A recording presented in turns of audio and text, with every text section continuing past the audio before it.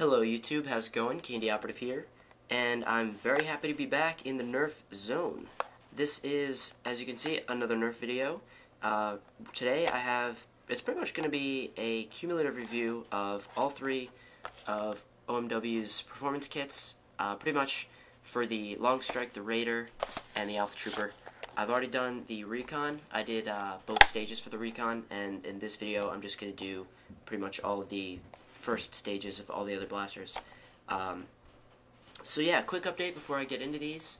Some of you were wondering why I made those random short kind of videos that had nothing to do with Nerf. That was pretty much to try to give you guys something that was entertaining in the meantime while I was trying to find time to mod. And so recently I've been modding. I have been working a lot on my long shot. So pretty much this video is going to be an unboxing of all these kits. I'm going to show the different things in each individual kit for each blaster. And then I'm going to pretty much talk about OMW's presentation of the boxes and all the parts inside the kits, and give my opinion of pretty much all the parts. So let's get started with the Raider kit, because the Raider is, next to the Recon, the most interesting blaster in my opinion. So I'm going to unbox this kit. If you haven't already seen these boxes, I guess I'll show them to you, all the sides of it. Pretty much the front side has a picture, the name, tells you what stage it is, has their logo. Same thing here. I'll get a nice close-up. Oh, I have that in manual focus, so give me a minute here. There we go. Nice and focused. Look at that. Yeah, this is a new camera, by the way, for those of you that did not know. So, drop it back down here. Miss the focus again. That looks about right. Okay. So, yeah. I'm just going to open it up now. Don't want to bore you guys with the box. Actually, the back of the box gives you the contents. That's kind of good to know. So anyways, I'm just going to pop it open. So first things first, comes out this little tag. It's a warning thing. It just talks about... Actually, I've never actually read this warning part, but... let's see, I'll read it to you. It says, increasing the firing velocity of your blaster can result in injuries if not used with the proper respect. Have fun, but remember to use your blaster responsibly. Alright, I'm not going to go through that. That's for the little kids. This is big boy stuff. No, it's not actually. It's just toys, but... there we go. Alright, so, box is empty. Put that to the side. Here are the two things that come in this kit. So I have my pair of scissors here to open this up if I need it, but I think I'll be able to do it on my own. Yeah, so, alright.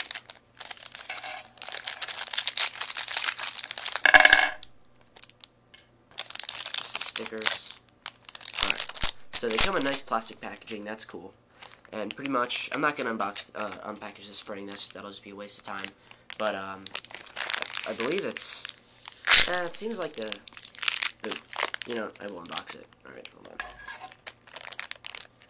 I wasn't going to unbox it, but then I realized that if I try to compress the spring, it, like, makes a vacuum inside this bag.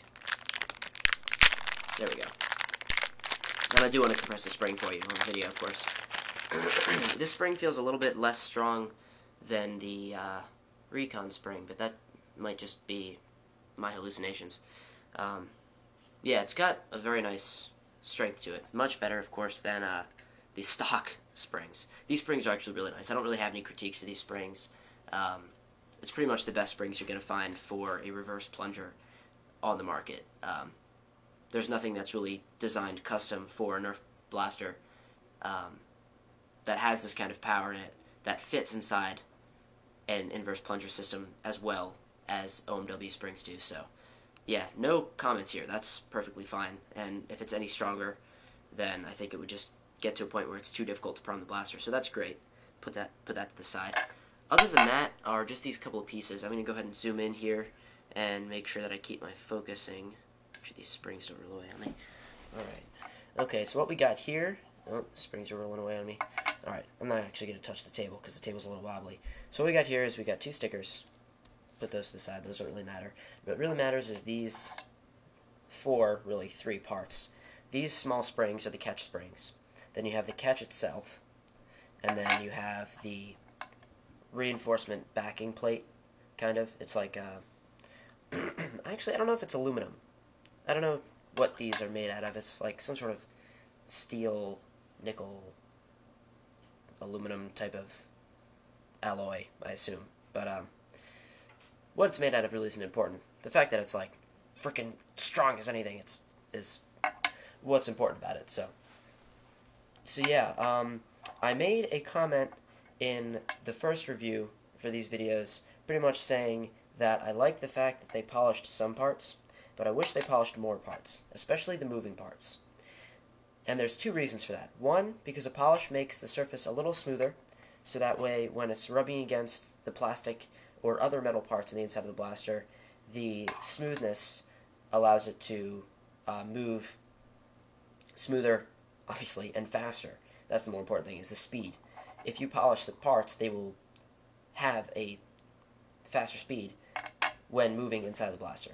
What's that going to mean? It's going to mean your blaster is going to perform more smoothly, and it's going to be easier to prime your blaster. The reason is, if it's smoother inside the blaster, inside the parts, the moving parts don't stick together or anything like that, then you'll be able to like slide the breech open quicker. The catch will be able to lock against the breech faster. Things like that. It'll allow you to shoot quicker, and we're talking fractions of a second here, but it's really going to affect how the blaster feels on a small level, but I feel like it's important to note because I do want to have a detailed, in-depth, fully comprehensive review of this, and I want to be slightly critical to give OMW some things to think about. So that was the first reason I feel like they should polish these parts. The second reason, and this is less important, but now that I think about it, I said it wasn't that important in my first review for the Recon kit, but I want to correct my opinion now. And I said the second reason that I think they should polish these is because it's going to create surface rust on these parts. And I didn't explain it in my last video, so I'm going to explain why it creates surface rust. Pretty much with a stonewash finish, which is what this part has. I'll give you a nice close-up. I'm going to zoom in here again. Give me a minute. Alright, so I've set up this shot in macro mode so you can see the very fine detail of these parts. And pretty much I have the stonewash finish part next to excuse me, next to the polished part. And so you can see fine detail. But pretty much what happens with the stonewash finish is it leaves the steel more porous. The surface of it will have more, it's almost like wood. The way if you get wood wet, the wood will swell because the water seeps into all the pores and makes the wood itself expand. It's similar to steel, actually. Steel is porous, and when you give it a nice finish like this, it kind of locks the pores, so to speak, in that when water touches this part, it's going to seep into those pores, and it's going to stay there, and it's going to cause rust. Now, it's not going to make this whole thing like turn red with rust, but it is going to put a little bit of surface rust on it. And I didn't think that would be too much of a problem in my last video, but I'm going to revise my opinion now. And what I'm going to do is I'm going to perform some tests on these parts. Literally this part that I'm holding, I'm going to perform a test on it. And I'm going to put some water in it, leave it in a cup and let it ferment for like a couple weeks. And then I'm going to take it out and I'm going to look at it. Then I'll make a video and I'll show it to you and see if there is any rust. And that's in like an extreme scenario. But we're talking like if you're outside playing with your Nerf blaster in the middle of a war and it starts pouring, but you decide you're gonna play with it anyway, and it's raining all day, and the rain seeps through the cracks of your blaster and gets these parts soaked, and then because it's in the inside of your blaster, you can't really dry it off unless you open the blaster up. But you don't think about it; it gets rust on it, and what will happen? This is, of course, a prediction because I don't know yet. But I think what will happen is the surface rust is going to cause these parts to feel gritty, because it's going to add material to the outside. It's also going to make it less smooth. And so when these parts rub against each other in the inside of the blaster, it's going to make it gritty, and it's going to make it much less smooth. And I don't think it will really affect anything other than smoothness and speed of your blaster.